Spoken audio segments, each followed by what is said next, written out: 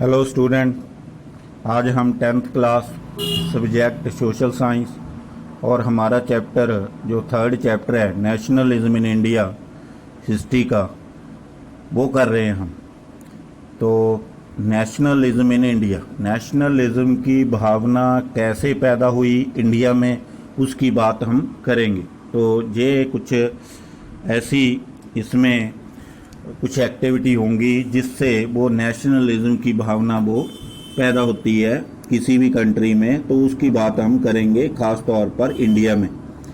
तो सबसे पहला है नेशनलिज्म का मीनिंग क्या है, what is the meaning of nationalism. और मीनिंग जो है वो है nationalism is a feeling of political consciousness. जो पॉलिटिकल कॉन्शियसनेस है, लोगों में एक राजनीतिक जागृति है, तो उस तरह की फीलिंग को एक nationalism and unity among the people, और लोगों में जो एक एकता है उसकी, the of the people of A state, किसी एक स्टेट के लोगों में एक तो पॉलिटिकल कॉन्शियसनेस हो, एक उसमें यूनिटी हो लोगों में, साथ में it is the feeling of devotion, devotion जो love and patriotism for one's own nation, जो एक फीलिंग होनी चाहिए अपने देश के प्रति, प्यार की, पैट्रियोटिज्म की, देशभक्ति की, तो उस तरह की फीलिंग को एक नेशनलिज्म की फीलिंग कहा जाता है। तो वो फीलिंग कोई 2-4 दिन में नहीं आती, वो एक लंबा प्रोसेस है किसी भी कंट्री में या किसी भी देश में। पहले तो ये फीलिंग होती है हर एक पर्सन की, एक इंडिविजुअल फीलिंग होती है, फिर उसके बाद फैमिली तक फीलिंग के जो अपना एक परिवार समझने लग जाते हैं, फिर उस तरह बढ़ती बढ़ती ये फीलिंग आगे तक चली जाती है, फिर स्टेट लेवल की, फिर नेशनल लेवल तक पहुंचती है। तो इस तरह की फीलिंग पैदा होने में बड़ा टाइम लग जाता है, क्योंकि इसके लिए एक कॉमन चीज़ चाहिए, कॉमन हिस्ट्री हो, कॉमन लैंग्वेज हो, कॉमन रिलीजन हो, तो इजीली ये चीज़ क्रिएट की जा सकती है, नेशनलिज्म की भावना पैदा हो सकती है। अगर डाइवर्सिटी हो तो फिर थोड़ी सी दिक्कत आती है इन चीज़ों की भावना में। जैसे हम बताते हैं अभी, तो वो है,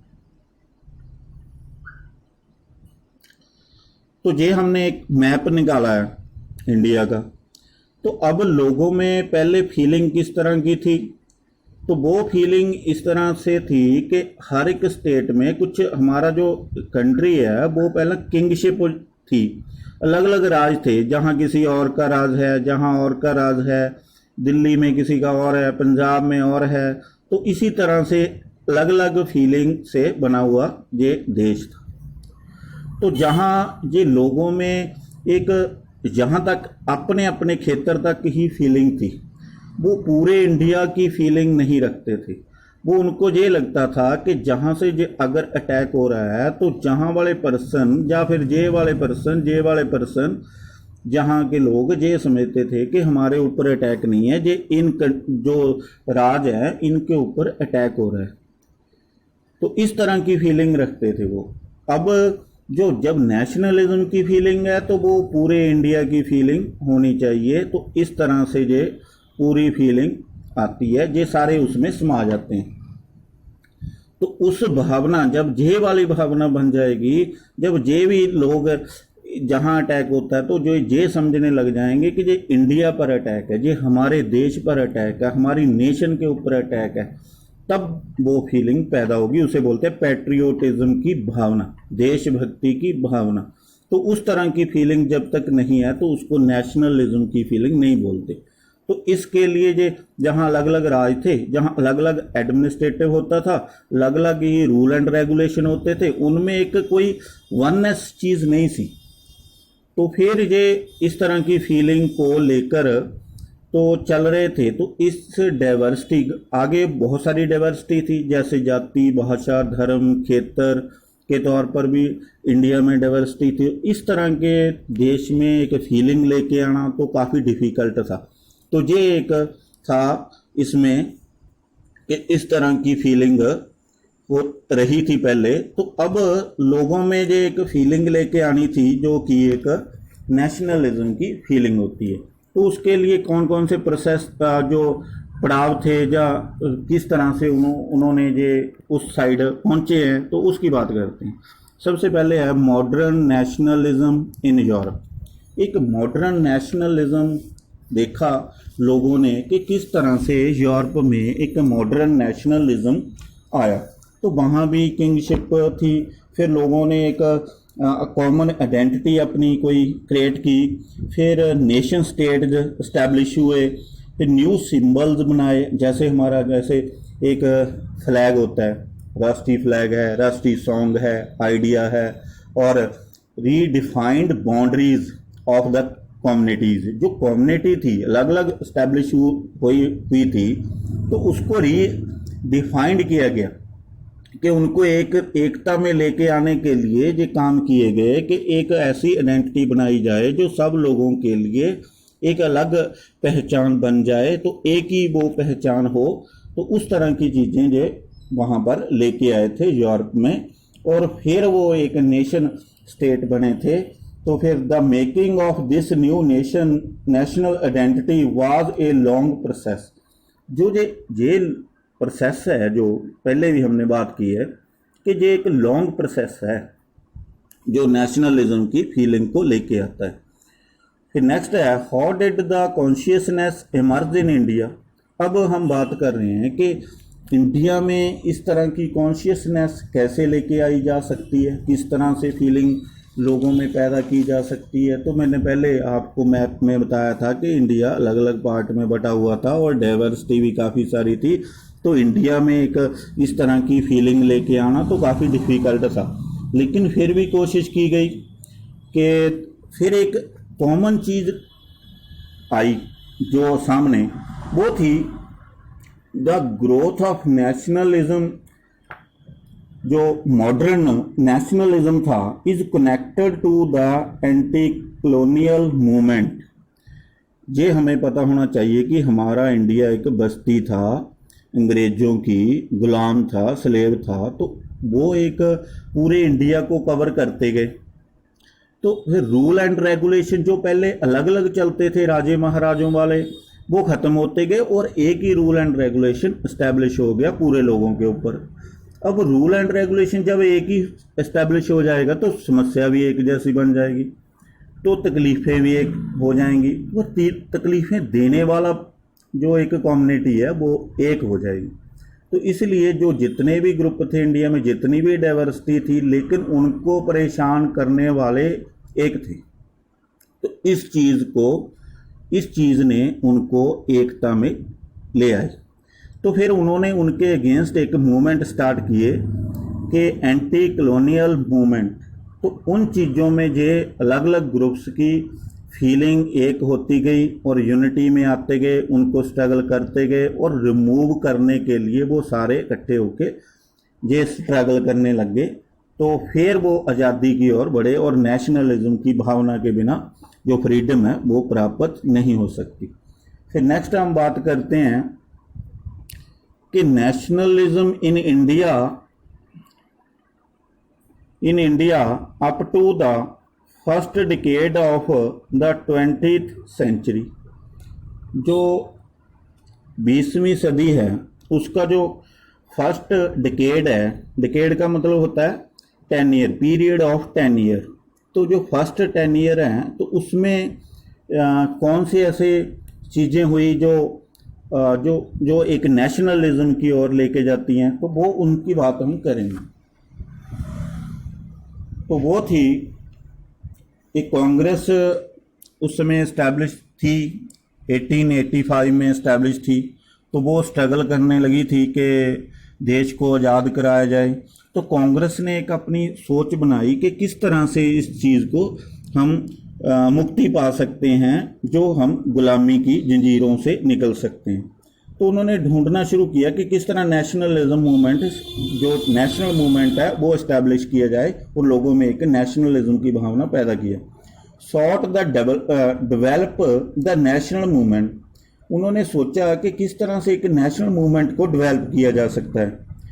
how different social groups participated in the movement, कि जो मूवमेंट हम चलाएंगे उसमें किस तरह से हम लोगों को पार्टिसिपेट कराएंगे और कौन कौन सी चीज़ें लेकर चलेंगे ताकि लोग उसमें पार्टिसिपेशन ज़्यादा से ज़्यादा हो और एक बड़ा इंडिया लेवल का या नेशनल लेवल का एक मूवमेंट स्टार्ट किया जाए ताकि अंग्रेज़ों को जहाँ से रिमूव किया जाए और अपना देश को आज़ाद करवाया जाए। तो उस तरह की फीलिंग को पैदा करने के लिए उन्होंने ये सोचना शुरू किया।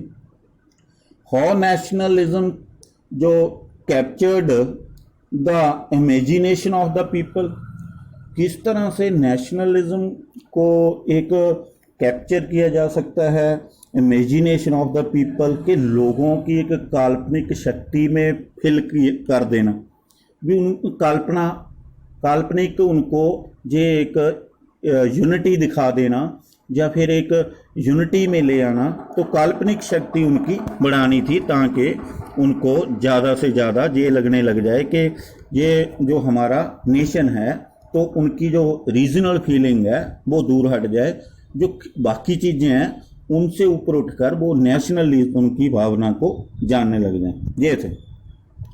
अब नेक्स्ट पड़ाव था, जो पार्ट था द फर्स्ट वर्ल्ड वार, खिलाफत एंड नॉन कोऑपरेशन मूवमेंट। तो जो ये तो चल ही रहा था, कांग्रेस अभी सोच ही रही थी कि किस तरह से मूवमेंट को स्टार्ट करें। फिर एक और इंसिडेंट हुआ, वो था एक फर्स्ट वर्ल्ड वार, क्योंकि 2 वर्ल्ड वार हुई हैं 1914 में और 1918 तक ये चली, फिर एक 1939 में चली थी, फिर 1945 तक वो दो वर्ल्ड वार हुई हैं। तो फर्स्ट वर्ल्ड वार स्टार्ट होगी तो उसमें इंडिया को भी शामिल कर दिया, क्योंकि वो अंग्रेज़ों के हम गुलाम थे, तो जिस तरह की उनकी पॉलिसी होती थी वो इम्प्लीमेंट जहाँ पर भी कर देते थे, तो उससे और ज़्यादा दिक्कतें आने लगी और लोगों में एक यूनिटी पैदा होने लगी। वो कौन कौन सी चीज़ें थी? War created a new economic and political situation. जो जब वार स्टार्ट हुई फर्स्ट वर्ल्ड वार, उसने एक नई एक चीज़ क्रिएट कर दी, इकोनॉमिक और पॉलिटिकल, और सिचुएशन क्रिएट हो गई, क्योंकि इकोनॉमिकली जो सारा खर्चा था वो युद्ध के या वेपन्स के ऊपर खर्च होने लग गया, तो उसका बोझ किस पर पड़ेगा? लोगों के ऊपर। डिफेंस एक्सपेंडिचर्स, और जितना डिफेंस के लिए था उसके ऊपर बहुत ज़्यादा पैसा खर्च होने लग गया, और तकलीफ तो पहले ही ज़्यादा थी, इकोनॉमिकली पहले ही बैकवर्ड थे और लोगों की बहुत सारी समस्या थी। उस समस्या को अलग करके तो वर्ल्ड वार में ये पार्टिसिपेशन करने लग गए, तो उससे बहुत सारा पैसा जो डिफेंस के ऊपर खर्च होने लग गया था। वार लोन्स, बहुत सारे वार लोन्स लिए गए। इनक्रीज टैक्स, टैक्स बढ़ा दिए गए लोगों के ऊपर। कस्टम ड्यूटीज़ बढ़ा दी गई। इनकम टैक्स इंट्रोड्यूस, वो लगा दिए गए। तो इस तरह से उन्होंने लोगों के ऊपर ये वाला काम करना शुरू कर दिया, जिससे लोगों की तकलीफ और बढ़ती गई। और उनके तकलीफ के कारण क्या थे? वो थे अंग्रेज़, क्योंकि उनके ऊपर एक राज चल रहा था जो कि अंग्रेज़ों का था। तो उससे वो उनमें एक भावना पैदा हुई कि जब तक ये इनको रिमूव नहीं किया जाएगा हमारी तकलीफ़ें दूर नहीं हो सकेंगी। प्राइसेस इंक्रीज डबलिंग, बहुत सारे प्राइसेस जो रेट थे चीज़ों के वो डबल हो गए। Hardship for the common people, एक कॉमन पीपल के लिए तो बहुत ही ज़्यादा तकलीफ का एक सब्जेक्ट बन गया ये, क्योंकि उनकी बेसिक नीड्स भी पूरी नहीं हो रही थी। विलेज वर कॉल्ड अपॉन, कि विलेज को मजबूर किया जा रहा था कि अपने लोगों को फौज में भर्ती करे। फोर्सड रिक्रूटमेंट, और ज़बरदस्ती रिक्रूट किया जा रहा था, भर्ती किया जा रहा था। Crops failed in many part of India, misfortune never come लो, तो एक मुसीबत आई बहुत सारी मुसीबत साथ लेके चलती है। तो उसी तरह से सब कुछ हो गया, वर्ल्ड वार हो गई, प्राइसेस इंक्रीज हो गए और इकोनॉमिक कंडीशन के ऊपर भी असर पड़ गया, और साथ में जो ज़बरदस्ती रिक्रूटमेंट होने लगी और क्रॉप्स भी फेल हो गई हैं, और शॉर्टेज ऑफ फूड, फिर फूड की भी शॉर्टेज आएगी। साथ में बीमारियां भी फैल गई, जो इन्फ्लुएंजा था वो भी फैल गया। तो उससे जो जब फूड शॉर्टेज आ गई तो फैमिन भी हो गया, क्योंकि अकाल पड़ गया, बहुत सारे लोग इनसे वो इन्फ्लुएंस पड़ गया, उनके ऊपर बहुत सारे लोग मारे गए थे इन चीज़ों में। तो बहुत सारे लोगों ने बहुत सारी तकलीफ़ें बर्दाश्त की थी। तो इस वजह के कारण उनको ये भी बर्दाश्त कर रहे थे एक उम्मीद के ऊपर कि जब ये वर्ल्ड वार फर्स्ट ख़त्म होगा तो हमें राहत मिलेगी। लेकिन people hoped that their hardship would end after the war. उनको उम्मीद थी वाज ओवर, भी जब ख़त्म हो जाएगी तो हमारी जो समस्याएं हैं वो सब दूर हो जाएगी। But that did not happen. परंतु ये इस तरह की बात हुई नहीं, क्योंकि उनकी समस्या और बढ़ गई। जब वो प्रेशर डालते थे तो वो और ज़्यादा उनको तकलीफ़ें देने लग गए थे। तो ये एक बड़ा कारण बना जो उनमें यूनिटी लेके आने का, क्योंकि सब लोगों की तकलीफ़ें किसी भी फील्ड का था, किसी भी वर्ग का था, तो उनके लिए ये मुश्किल हो रही थी। तो ये एक कारण थे नेशनलिज्म की भावना के, जो इंडिया में लेके आ रहे थे, एंटी कॉलोनियल जो मूवमेंट था उसमें। तो इस वीडियो में इतना ही था। नेक्स्ट वीडियो में अगला पार्ट करेंगे। Thank you.